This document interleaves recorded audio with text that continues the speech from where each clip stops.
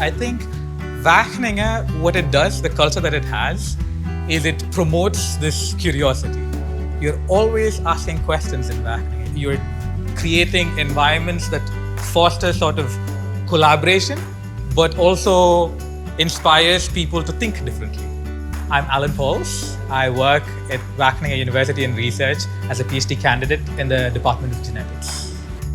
I work on lettuce. So basically, I'm working in the field of genetics, where I'm trying to understand the genetic architecture behind certain lettuce traits.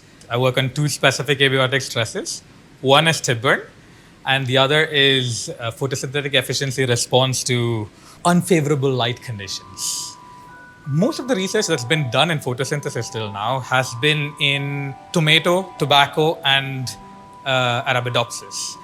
And the thing is that most of these plants are not really grown for their leaves. Photosynthesis happens in the leaves.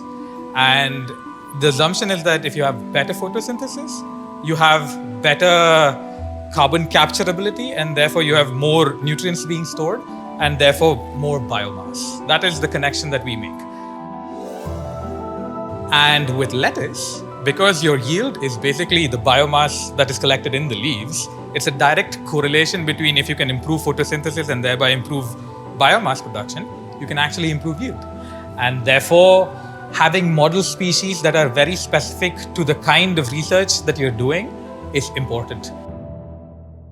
In G7, my present experiment is trying to understand lettuce response to fluctuating light conditions, specifically slow fluctuations, which mimic a cloud movement over a sunny day or something like that.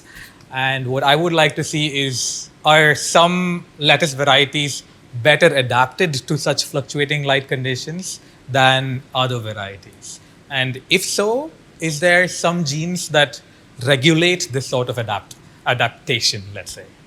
Tipburn is a phenotype that's been studied in fields and in greenhouses for lettuce for 40 to 50 years.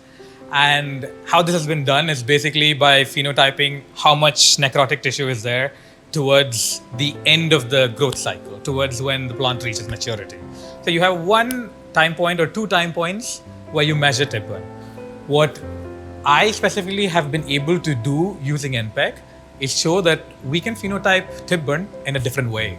And I've been able to study tipburn across the developmental stages of lettuce, right from seedling to a grown adult rosette plant.